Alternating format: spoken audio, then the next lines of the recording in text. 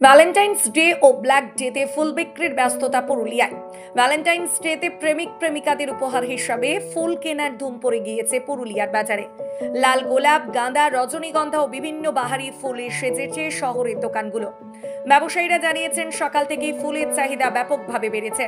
বিশেষ করে তরুণ প্রজন্মের মধ্যে গোলাপের প্রতি আগ্রহ বেশি।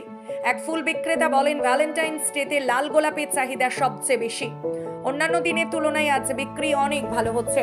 তবে পুরুলিয়ার একাংশের জন্য 14ই ফেব্রুয়ারি শুধুমাত্র ভালোবাসার দিন নয়, এটি ব্ল্যাক ডে হিসাবেও পালিত হয়।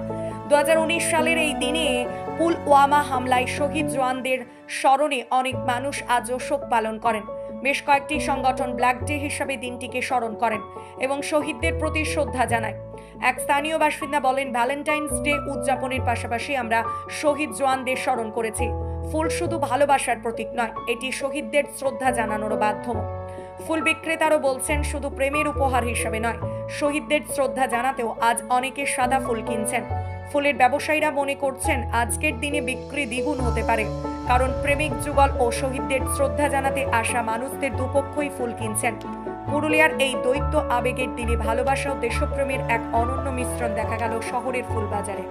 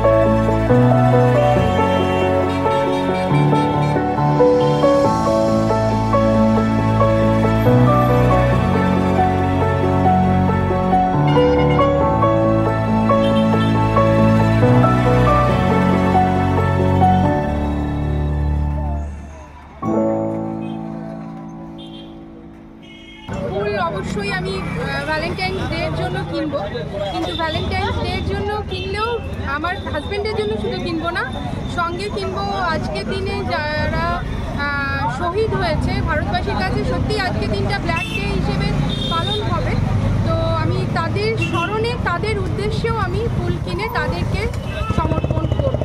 তো সে কারণে আমার ফুলের দোকানে ফুল কিনতে আসা। তবে এখানে এসে পরে দেখলাম যা ফুলের ভ্যারাইটি, মানে চোখ ধাঁধানো, দারুণ লাগলো আমার এখানে এই দোকানে।